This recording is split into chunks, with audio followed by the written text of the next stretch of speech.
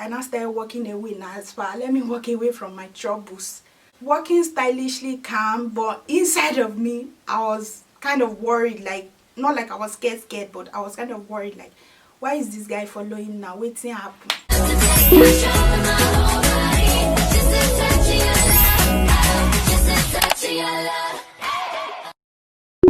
Hello everyone, welcome back to another special time with your girl Adefunke, aka Phunkyfied.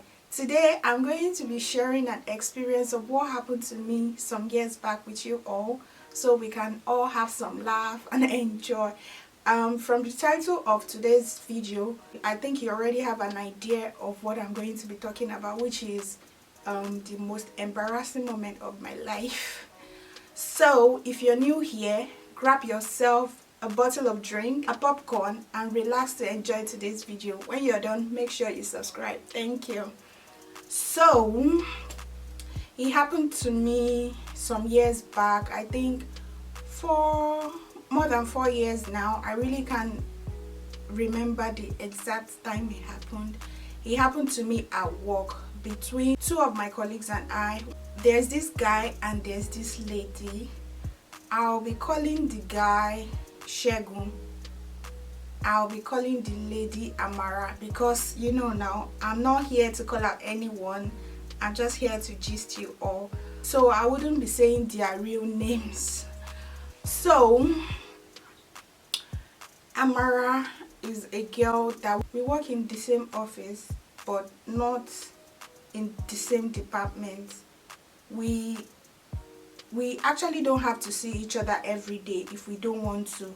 That's how different our department is. It's not in the same place.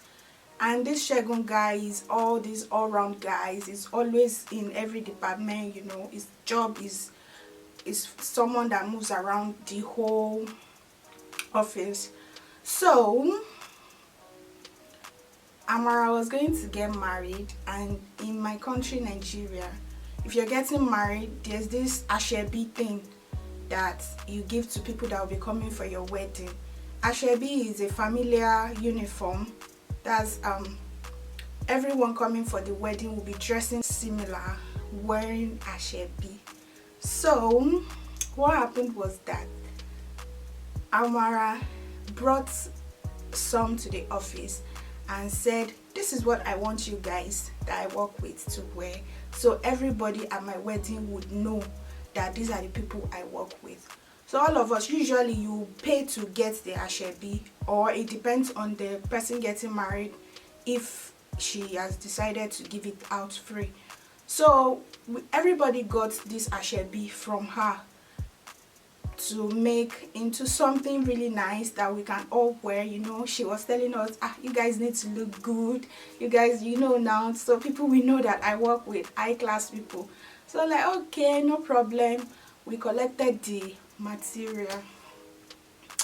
So I gave mine to a designer to make for me, and that was it. I made it, I think maybe 3 weeks before the wedding.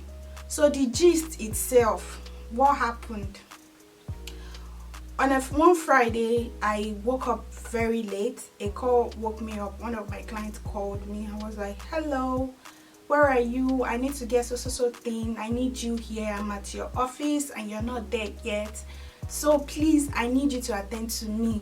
Your office is locked at the moment. Then I was like, oh my god, I'm late for. So I just jumped out of my bed and rushed. I rushed to have my bath. I rushed to brush my teeth. I just got into my wardrobe and I couldn't even decide on what to wear, because of course I was in a rush. So at that moment, what I saw was that ashebi that Amara gave to us to wear for our wedding, and it wasn't actually bad for me to wear it, but the tradition kind of is that you're supposed to wear that ashebi for the purpose of which you got it, meaning I'm supposed to wear it for the wedding first at least. And even if I'm going to wear it, she's not meant to see me, but we work in the same organization. I'm not supposed to wear it before our wedding. But I didn't have time to start choosing anything, so immediately I just took the material, took the dress and wore it. On my way to work, I was just thinking, oh my god, how am I going to do this? How am I going to explain myself to her? Then I remember we actually don't have to see each other. So what I did was, I'm going to get into my office through another entrance, so she necessarily doesn't have to see me. That was my plan. So I was just praying, God, please don't let me see her outside before I get into my office. At least when I'm inside my office, she wouldn't even know, because we actually don't relate on a regular basis, but we work in the same place. So what happened was that I got into the office safe. I got in, and this Shegun guy saw me. He came inside. I was like, Funke, no be Amara Ashebi be this. And I was like, meaning, is this not the familiar dress we are supposed to wear for Amara's wedding? And I was like, yeah. So I gave him the old gist. I told him, I said, see, I woke up really late. It was even my client's call that woke me up. So I didn't even have time to think of what to wear. I just jumped up and saw this, and I had to wear it. Please don't let her know that I'm already wearing Ashebi, now, just a sign of respect, not like I'm scared of her or anything. So the guy was like, what do you mean by that?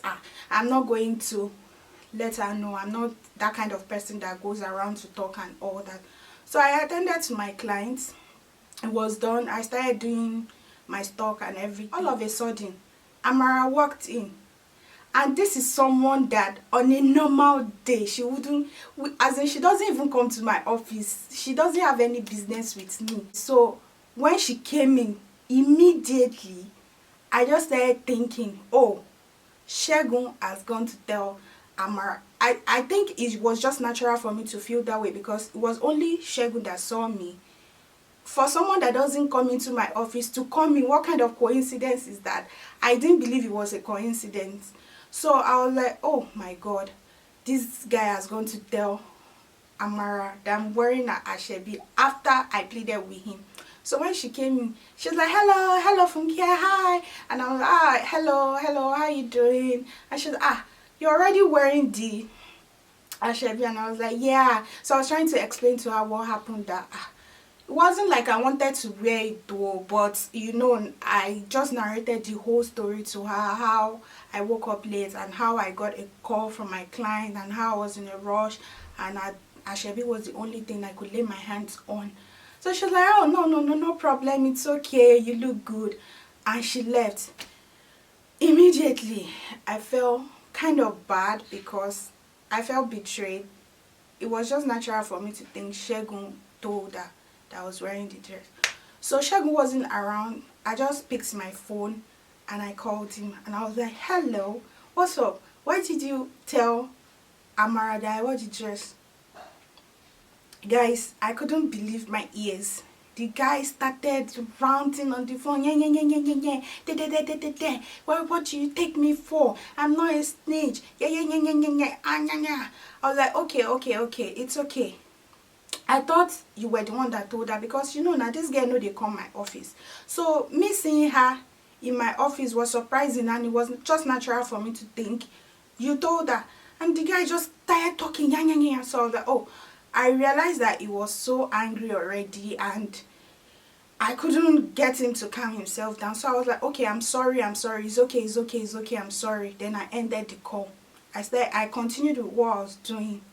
It wasn't even up to 5 minutes. This guy walked in and pounced on me. He was just talking. I'm not a snitch. Hey, what do you take me for? As in, I turned to look at him, and his eyes went red, like it was as if waiting I throw, waiting you give. As in, you understand? It was just like, it was more than what I said. The guy was just talking plenty. I was trying to calm him down. It's okay, I'm sorry. No verse. Nah, mistake. Okay, no verse. He didn't want to listen, no. He just kept on talking. In my head, I just started thinking of the best possible thing to do, because it was an office environment. Anybody could walk in, and it wasn't okay. So in my mind, I just thought of, what can I do at this moment? So what came to my mind was just to step out of the situation. So I was like, okay, I'm sorry. He didn't want to answer me. I was like, okay, let me step out of the whole situation. And I started walking away now. As far, let me walk away from my troubles. This guy kept on following me. In my mind, I was kind of scared because, you know, why is he following me? I thought maybe he was going to back off. But he kept on following me and he kept on coming at me, and you know, I was just walking stylishly calm, but inside of me, I was kind of worried, like, not like I was scared, but I was kind of worried, like, why is this guy following now? Waiting happen. And where we work is actually a very busy place. There are always people around. So I actually wasn't thinking of anything other than him talking and ranting and all that. So Isha kept on following me. I kept on walking away from my troubles. He kept on following me. Before I knew what was going on, this guy caught up with me and just pulled me back and said, "No, be you had a follow talk," meaning I'm talking to you. Why are you walking away? I'm like, you're angry. I need to leave here so that you can calm down at least. You're shouting and you're not even letting me talk. So I need to walk out, you get. I'm not walking out on you, but I'm walking out of the situation so that you can calm down a bit, because this is someone that we are not 100% close friends like that. But this is someone that we vibe together, you get. We talk, we gist, we laugh once in a while and all that. So I wasn't expecting that kind of reaction from him. I was just expecting him to explain. So I was like, okay. That's why I walked out of the whole thing. The guy just kept on talking. And you know now, a very busy place. People were already gathering. I could see people coming around. I was just about to talk. Before I could say one word, the guy just pounced on me. Dazed me on my face. You know all this kind of slaps that when they give you, you will go blank. As in, everywhere became dark. When I tried to open my eyes, I'll close it back. It will become white. I'll open my eyes. I'll see stars. You know, I kept on seeing stars. I couldn't even open my eyes. I couldn't even get a hold of myself to talk of, okay, let me even address the issue. I was there for a while. This guy slapped me with the whole of energy in him. As in, I've never experienced that before in my life. So when I was able to open my eyes, I saw people gathered around already. Like people were coming to intervene in what was going on. I felt so bad, so embarrassed. It was as if the ground should open. Let me just jump into it. I was so mad. I was so hot at that time. I couldn't even think of what to do next, because you know, that slap was just life-changing. It shook my whole body. I wasn't expecting it at all. In fact, okay, let me even fight back. I cannot even, there was no energy because my body was still shaking.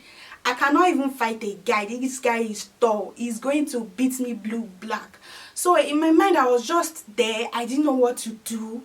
I'm still getting myself gradually, you get. So I was just standing in the whole situation. People were passing, looking at, and one man actually walked up to us and was like talking to the guy. What happened now? What did she do? Why did you slap her?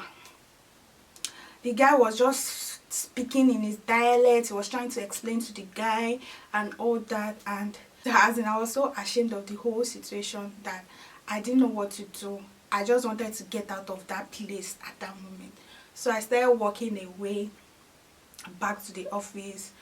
You know, if someone had asked me what happened at that moment, you know, this situation where you're already angry, you're about to cry, but you're forming boss girl, and someone just comes to ask you what happened and you're trying to explain, you know, that moment that you just burst into tears and start crying. That was what was going on with me. So when people were even asking me, I just did not answer. Before you see a big lady like me crying outside. So I just ignored everybody that was trying to ask me what was going on. I just walked back to the office. I went to sit down. I was thinking in my head, what can I do to this thing? Of course, I know what to do. I know I can't fight the guy. I know there are people I can talk to that will go and beat the guy blue black and even make him apologize to me. That was actually what I was thinking of doing. Let me not lie to you guys. I was thinking of doing that. But you know, I work in a place where it was more like a family. We all interact, we play, we gist and all that. And in my head, I was just thinking, okay, let me inform my boss about the situation first before I handle it myself. So I called my boss on the phone and I was shouting, "Nya, nya, nya, nya," trying to let him know what happened, nya, nya, nya, and all that. And he was like, okay, just calm down. I'm so sorry that happened to you at work. I'll be there soon. I'm going to do something about it. Just calm down. Please do not attend to anybody now, because obviously I wasn't in a good state of mind. So it was like, just calm down. I'm going to come very soon, then we'll talk about it. So in my head, I was just thinking, should I call my guys to come and beat this guy up? Okay, I had it in mind. Before I knew, it wasn't up to 30 minutes, my boss came, he called me and asked me what happened. I narrated the whole story to him, and he was like, he couldn't even imagine. Like, he just kept on asking me, like, why would you do that to you? Why would he? I was like, I can't even explain. I don't even know what to do. As in, I don't even know how it got out of hands and all that. So my boss called him, he came, he started talking that he's sorry, he didn't know what happened to him. Imagine, that even when he was so angry already, that he saw that I was trying to walk out of the situation, but he couldn't handle his anger, that it wasn't even as if I insulted him or anything. The guy said it with his own mouth, and my boss was just there. He was just apologizing. He was saying, please let it go. I don't want it to go far beyond this. Please forgive him. And some people at work, some of my colleagues also came to me and started pleading on his behalf. You know, at that point, I just thought of, this guy don't slap me, go. This guy just slapped me free of charge. You know, I was just thinking in my head that this guy has just slapped me. And they're just begging me to let it go. Of course, what would I have done? That day, there was nothing else to do, even though I had the urge to call guys on him to beat him up. But I just had to let it go. You know, the deed has been done. He already slapped me. It can't be erased. So, and I didn't even want it to escalate more than that, because if I call guys on him, you know, things may get really, really bad. So, well, I was like, okay, I'll let go. Like, I'll let go per se, but I wouldn't call guys on him. I would just take the plead, because obviously I cannot forgive him at that moment, because I was still hurt. I was still not happy about the situation. But yeah, I agreed to let it go. But in my mind, I was still not cool with it. Of course, something just happened like an hour ago. I can't just let it go. I could still feel the hotness of the slap on my face. So it was just natural for me to chill for a while before I can totally let go and forgive and all that. So that was what happened. So I just decided to bring a little bit of twist into my channel to gist you guys about something that happened to me some years back. So regularly I'll be bringing some gist to you guys to enjoy while you watch. And also about the gist I gave you guys, if you're a guy, please and please, I am pleading and begging, do not put your hand on a woman. It's not nice. It's not okay. No matter what, I think you should just look for how you can handle the situation without putting your hands on a woman. So guys, that was what happened to me. That was the most embarrassing moment of my life. So please, if you enjoyed this video, leave a comment, give me a thumbs up, and also click on the notification button so you don't miss some interesting gist that will be coming on later on. I'll see you in my next video. Bye.